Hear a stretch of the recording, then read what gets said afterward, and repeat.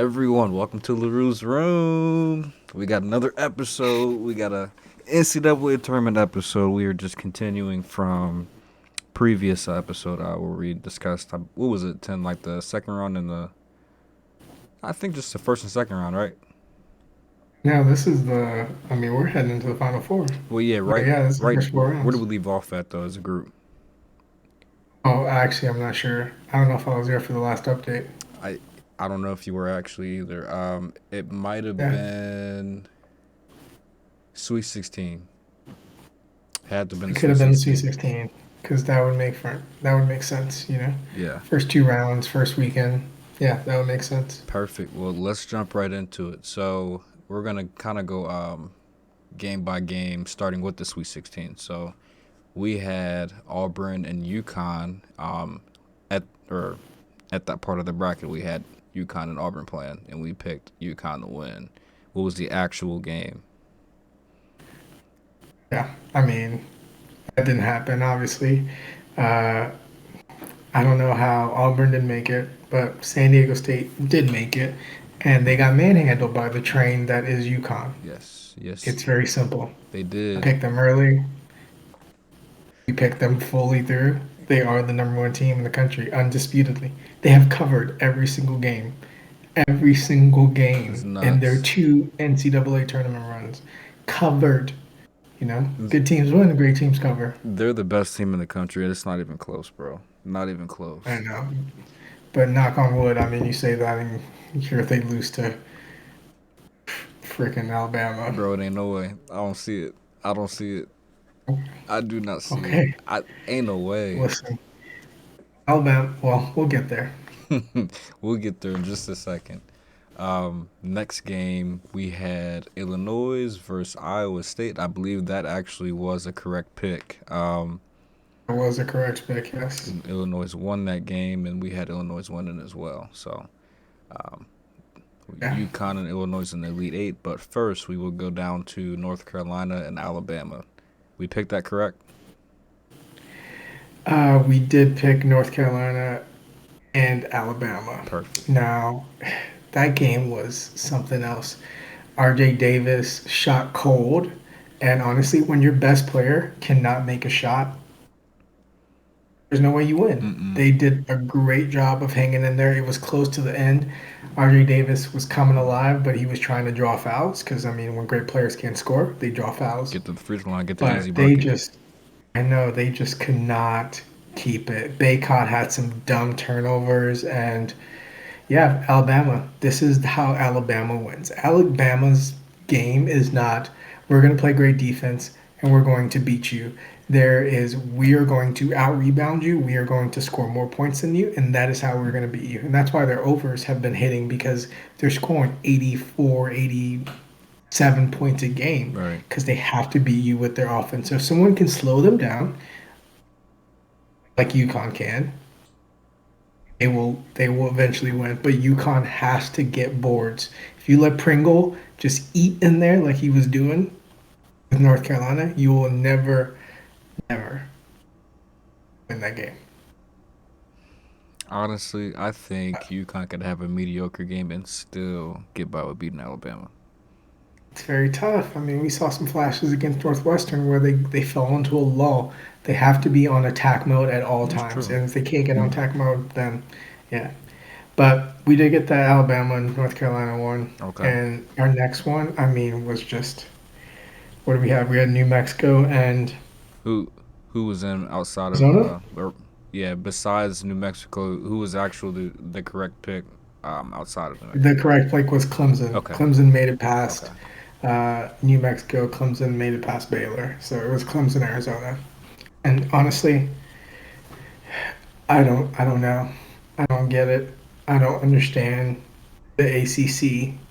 Tough conference. Clemson, freaking NC State. Mhm. I but what killed Clemson and that Clemson beat Arizona. We just got to talk about that. Was just great.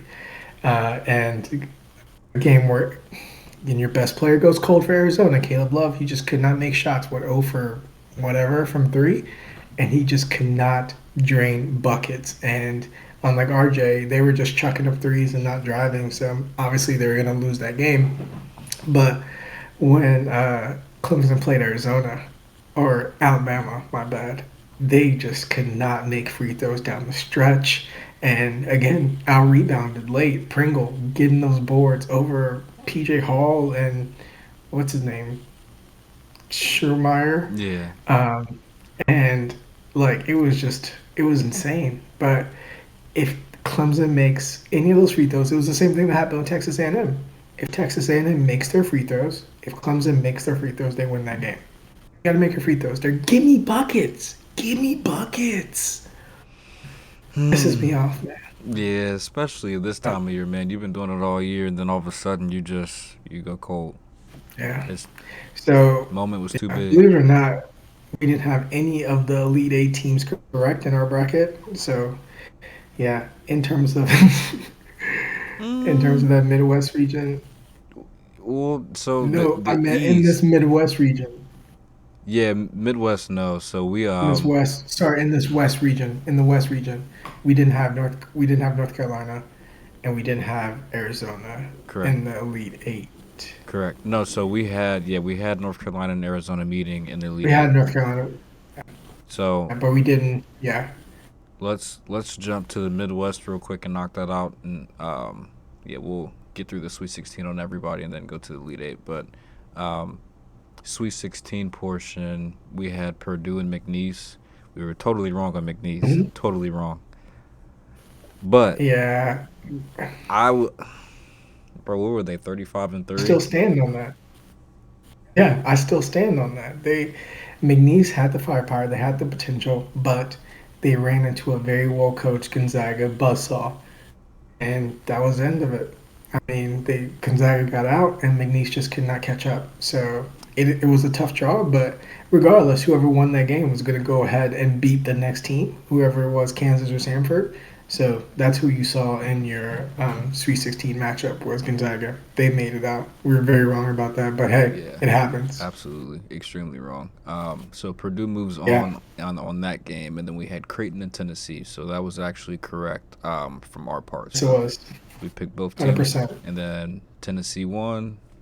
They're in Let's the see, Elite one, what Eight. a game. Yep. So we got that right, which is Yep. great. But Kentucky and Marquette, can we? Kentucky let everybody down. So um, we touched on that a little bit last episode, but yeah, we had Marquette and who? NC State. NC State. Yeah, we had. Are you talking about in like our actual Yeah. Elite So Eight? so our bracket in Yeah, the Sweet Marquette. 16, Marquette and NC State, they met up. NC State, yeah. Uh, Again, NC State.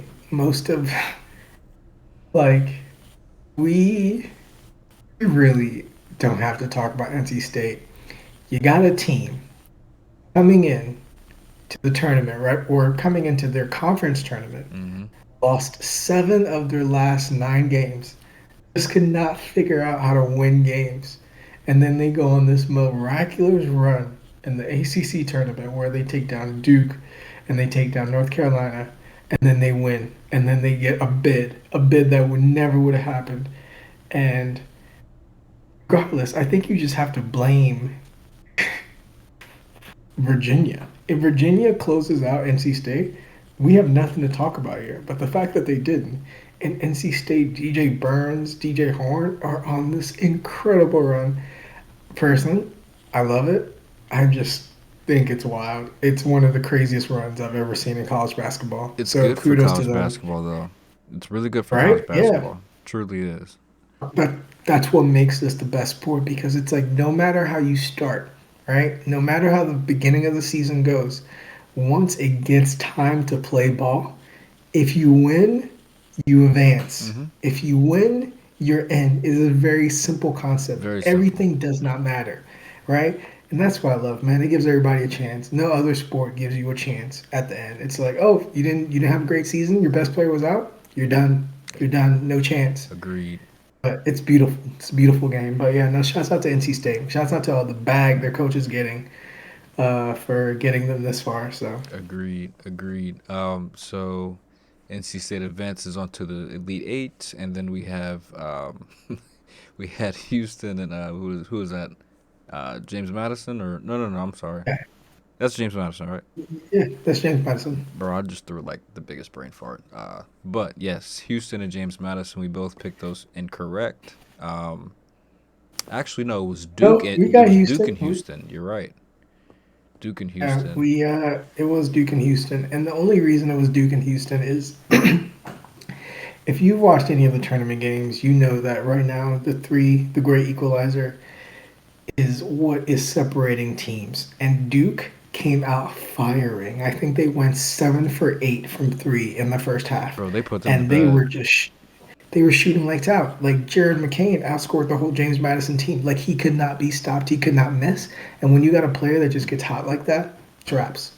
I mean, there's nothing you could do. You could try and fight, but just a really offensive clinic by Duke. I mean, they have top talent, and when top talent shows you that they're top, it's exactly what you wanted out of Kentucky Yeah, and didn't get. bro. But But for me, James Madison was severely undersized too. Severely mhm, undersized. Like yeah, I, Duke should it's have. tough. They should have steamrolled them regardless, in my opinion. I know, but I mean, even if you look at it, you got to talk about Houston. Like, there's a chance Houston doesn't make that game if Texas A&M again makes their free It's a throws. fact. That's a Texas A&M Duke game, and um, honestly, I think A&M takes it. But yeah, unfortunately, we didn't even get the Final Four right. It should have been Houston, but didn't. Not a fair fight against Duke. No, Jamal Sheep goes out, and at that point, you lose your best player. Duke barely squeaks by, and then gets beat by the team that beat them in the ACC tournament. Again, proving, hey, we already did this a few weeks ago. It wasn't a fluke. We're gonna do it again. so Crazy. moving there, that was the Elite Eight match in the South. So yeah, that was a rematch, and it was even worse than last time, in my opinion. Even worse than last time, But like, mentally. and so I know because I had Duke 3.5 first half, which they covered, and then somehow they just let NC State score 55 second half points. It's crazy. How do you do that? How do you let a team score 55 second half points? Not hitting But shots and not yeah, getting stops. I think they had it all in their head Yeah, and they just could not connect. But hey, again, shouts out to NC State doing a great job. absolutely. So And shouts out to the women's NC State team too, also sneaking into the Final Four. So one of two schools to have dual dual basketball programs in the Final Four. So yeah, we'll yeah, touch on women's. unexpectedly. We'll definitely touch on women's. So yeah, Final Four for the South is going through NC State. Midwest, we had Purdue and Tennessee. I thought Tennessee. I did have the best player in the country to me personally. I They did. I think They Dalton. did. I think Dalton is the best player in the country. But Zach Edey dropped what 38 points, He dropped 40. 40. He dropped 40 and 21 or I think something ridiculous Jesus. like that. But um, that game, one, Don Connect was the best player on the field or on the court, and he did what he had to do. I think he had like 37, and he was making shots. He could get no help. But that game actually showed why people hate Zach Edey. Because what Zach Edey does is shimmy, shimmy, toss up, draw the Mhm. foul, Mhm. and goes to the line. And he'll make his shots, right? And like he does have good footwork in the paint. He can move, and he can give you a good hook. But like, I mean, he was just getting the craziest calls, and that's why people hate Sakiti. But no, he go. I mean, guy goes off for 40. It is what it is. Not much you can If do. your best player, it's not much you can do. If your best player shows up, and that's what this tournament is about. If your best player shows up, you can get by, and that's what they did. Um, and they've put it on their back and said, "Hey, we lost to Fairleigh Dickinson last year. We lost to St. Peter's the year before, and another first round exit the year before that. So we're gonna get it together, guys. We are Purdue. So I agree. pull her up. I agree. So Right. they make it to the Final Four, representing the Make it to the Midwest. Final Four. Now the West we had completely wrong. So that was Alabama and Clemson, correct? Alabama and Clemson. So Yes. that was again, you kind of already went through that, but hey man, So, Bama came out on top. yeah. They came out on Like, top. and if you look at Bama's last four games, let me tell you how many points they scored: 89, 89, 72, 109. That's nuts. It is not like they are going to shoot the ball and they're going to shoot it well. And you just gotta you gotta put the defense that GCU put on them. Like just drive it just into their hearts, get them in foul trouble, make your free throws, and that's it for Bama. But they're going against. I don't even want to jinx them, so I don't want to say it. But Well, let's get to it. So yeah, UConn beat Illinois handily. So you got UConn and Alabama in the Final Four. UConn, Alabama. So I think Yeah. personally, UConn will destroy Alabama. I don't think it's gonna be close. Like at any point. Like I really don't. I Mhm. don't think it'll be like a oh this is a tough match. You know, it's a defensive game. I think if UConn gets out on the break, they get rebounds and just control in transition. It's over with. It's over with. I think so too. But you have to look at for until UConn went on that crazy run in the Illinois game, they were tied Mm-hmm. because Illinois is one of the best offenses in the country. Alabama is also one of the best offenses in the country. Alabama is going to pressure you more in the interior than Illinois would or did. And that could get you in a lot of trouble. If Klingon gets in foul trouble, what do they do? Right? Because that is their bread and butter. It's like if Edie got in foul trouble, what does Purdue do? Like, is Braden Smith going to take over? Like, is Caravan going to step up? I mean, there's Tristan Newton. Like, he can take over the game, but if they've got it, I think this game should not be close, and it shouldn't be close. But obviously, we look at this board, and we've been wrong before. Purdue's the best matchup UConn has, and likely it's going to be a UConn Purdue matchup. Klingon versus Zach Edey, the Naismith Player of the Year, two-time Naismith Player of the Year, going against a team that's trying to be the two-time defending champion. And that's likely going to be your matchup. I think UConn still takes it. I said it when we did our pre March Madness show. UConn is the best team in the country, and there's no one that's stopping this train. 100%. They're 2 games away from doing that. So I'm standing on that, and honestly, we'll see how it goes. But But yeah, the last point that I'll hit on is, I mean, I just think UConn, Alabama. Alabama has never been in this position before. UConn, however, has. I mean, they've got the mhm. coaching, they've got some of the roster from last year's team. So for me, it's just even if they're not firing on all cylinders, they still have a proven roster to say, hey, we've been here before. Let's just go ahead and get it done. However, we got to get it done. So I got a lot of confidence in UConn and championship. If they meet Purdue, which I think they will too, I think they should wipe the floor with Purdue. I think they're a better Yeah. defensive team, truly. So, Well, and yeah, I mean, we felt the same way about Gonzaga, but then Ike went cold, and mm-hmm. Gonzaga just couldn't hit shots. So it's like, yes, yes, but it's the tournament. This is March. Never know what could happen. That's I mean, true. we'll see. That Uh, is true. Last thing I want to hit on with you is Bronny James, Oh my god. bro. Oh my I god. tried to tell everybody, man, he will not be at USC next season if he stays in college. So I think I told the group this what 3 months ago, somewhere Hmm. around there. So landing spot has got to be Ohio State or mm, or the Dukes maybe. He's not going to go to Duke. No, He is going to Duquesne, Duquesne. Duquesne, Okay. Oh yeah. Okay. Yeah, because his dad's friends with exactly. the coach.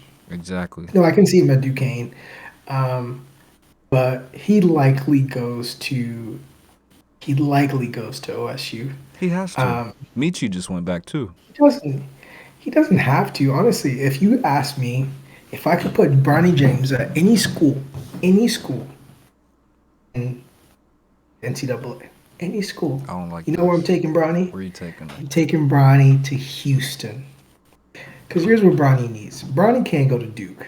I'm gonna just put that out there. No, hell, Bronny and can't go to they're Duke. Duke's loaded, bro. There's no way. It is not that because like what you discovered at USC is that Bronny can score the ball. Yeah, I told Bronny's you primary this. asset. Oh, hold on. Bronny primary asset. He's a defender. He can score, but he's not going to get the opportunity to score if he goes to a team full of scorers, and that's exactly what he did at USC because he had Isaiah Collier, he had Boogie Ellis, he had DJ Rodman. Like you're not going to get a lot of shots on a team like that. You go to Duke, you're dealing with God, if Jerry McCain Even stays, then you worse. got Cooper Flag. Like it's not Even happening. worse. You might not even start. He's not starting at Duke. I'm sorry, but he's not. So you got to go to a team that you he can be the first option, but he can also be the second option. He has to be one or two, and that has to use his defensive ability. And that's why I would put Bronny James at Houston because Jamal Sheet's likely out, right? And who's their secondary scorer? Sharp, right? And Houston, what is Houston known for? Houston is known for Defense. defense. If there's anyone in this country that can develop Bronny into a top defender, it is Kelvin Sampson. He He will already teach him is a how to top play. defender, though. This is true, but he's going to teach him how to play gritty ball, but he's also going to show him how to get after it, right? It's like if you look at like draft steals, right? And you look at the great coaches in college basketball. You got I mean, Coach K's out of here. So like, who do you have? You have I wouldn't put Calipari up there. I'd say like Matt Painter, Purdue. You'd say Bill Self, Kansas. You'd say Kelvin Sampson. You'd say what's his name? Scott Drew from Baylor, right? Those are good coaches. You need someone who can develop Bronny, because that Bronny, everyone wants to say, oh yeah, he might be a first round, he might be a second round. Bronny needs some development. He acting like he's scared out there, right? You can't get to the league averaging 7 points. You It's just can. not possible. You can. Listen, I can't. So like, oh, I mean, put Bronny. Let Bronny go to Michigan State. Give Tom Izzo a couple years with Bronny I and see like how that. different Bronny is. But like he needs a good coach that understands the game to help him out. And that's why he can't go to, I mean, probably why he can't go to Duke. They have John Shire and who's Ohio State coach? Jake Diebler, Jake Diebler, right? yeah. And so Jake Diebler, like, is he just going to say, okay, you can't treat Bronny as a one and done? Bronny's not one and done, dare I say, worthy. Bronny needs like Bronny needs someone that's going to help him and coach him. I don't think he. Which My thing is, bro. I just with Bronny, he's such a he plays the game the right way. So the coaching, I think like he's already had that. He just needs to take that next step, but it's got to be him. He's got to yeah, want to do that, and I think he does. But it's got to be in the right system. I think, to your point, it's got to be in the right system. Yeah, I think Houston is a good system because they defend very well, and I think Bronny will be absolutely their best defender. And I think from that standpoint, transition wise, I mean he'll take over. So I like that, yeah, but I'm still kind of leaning more towards Ohio State. yeah. I think the going odds right now lean towards Ohio State too, and it does make sense. But if you see Bronny and Duquesne, best believe I will be making the trip up. Me too. I do want to go see. I do want to go. Like, if he ended up at Houston, and next year we got a Bronny James, Mikey Williams matchup, boy, wouldn't that be nuts? Man, what? Houston versus UCF, Oh my wouldn't that be nuts? goodness. But hey, one can dream. Hey, one can dream, man. One can dream, but So we'll, we'll see. we'll You might be see. right. We'll see. We'll be on here next week, kind of talking about the same thing and giving an update on NCAA. So appreciate y'all for Fair, fair. tapping in. Tapping in. Okay. Anything else you want to say? Um, yeah, real quick. The women's tournament. I'm sure most of everybody saw that Iowa LSU game was like probably the most watched basketball game, college basketball game, pretty 100%. much in a minute. 100%. Um, I think most watched women's game, most watched ESPN college basketball game. Like it was a crazy game. It did deliver. I mean, we shocked like when they put LSU into Iowa's region, like they didn't do them any favors, and that was the game everyone had circled. That was going to be the best college basketball game of the season, They and it only didn't. they only did So that because you got UConn and South Carolina to worry yeah, about. So like you had to make them meet at some point. I know, but like honestly, if they would have, well, right now you have South Carolina. I mean, South They're on a Carolina tear. has. I don't want to say a cakewalk because NC State can put up a fight, but like South Carolina is South Carolina. You Like had it they've right the just been first so time. dominant. But I think Iowa can win this game. I think Paige Paige Paige Buckers. Buckers, monster. If Paige has a game where she goes off, it it could get scary. But that's a game I'm really excited to see. Honestly, I everyone's like, oh yeah, this is Caitlin Clark versus Angel Reese. I never for a second. I had so much money on Iowa. I never for a second thought Iowa was going to lose that game. Um, It's too much hype, bro. Like and Caitlyn can get too hot, and if you don't stop her, 100%. it's over with. This is the game I'm excited about. This is the one for me. Iowa, UConn, Caitlin versus Paige, someone that was ranked above her, going against a Hall of Fame coach and Gino. Like, yeah, this is Gino gonna be wins. Gino wins in my must see opinion. TV.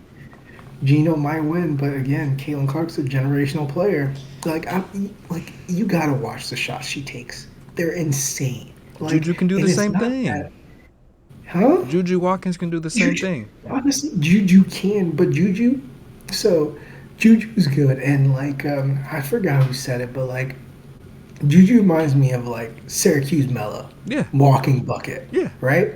But um, Caitlin Clark is like Davison Steph with a clay trigger. Oh my And god. by that, I mean that she gets it off so quick, bro. Like one separation, it's just like, whew.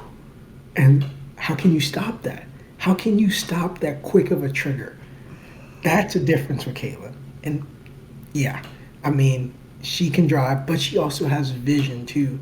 So yeah, she can beat you inside. She could take it, and she knows when to give it. She knows when to dish it. Like it's tough. She's a tough human to guard. And I mean, I've heard some claims saying she might be the greatest college basketball player ever. She's Disagree. top 10.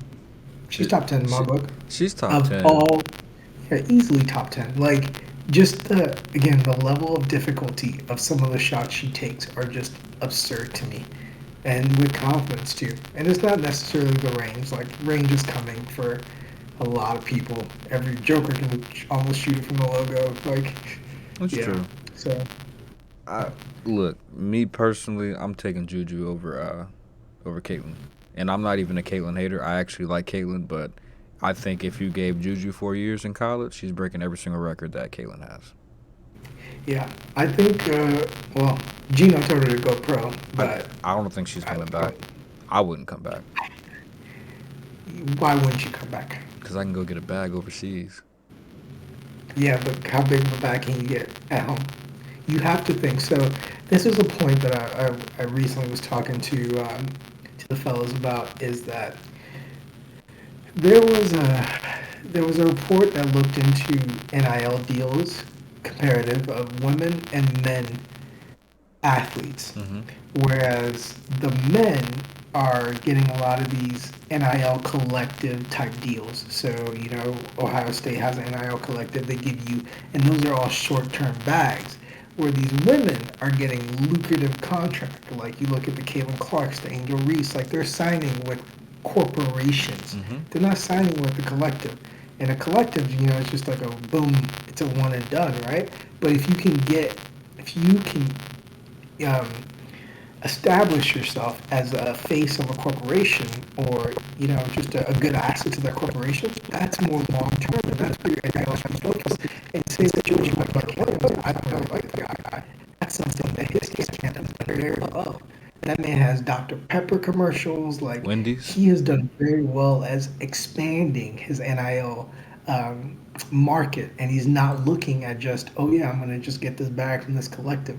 I think that's what a lot of these male athletes need to start looking at is how do we say, okay, you know what, it's not about this little money that's coming from this collective. We need to start looking at how we can get sponsorship, how we can get deals, things that where after my NIL is over, I'm now signing a pro deal with, Gatorade or so forth, right?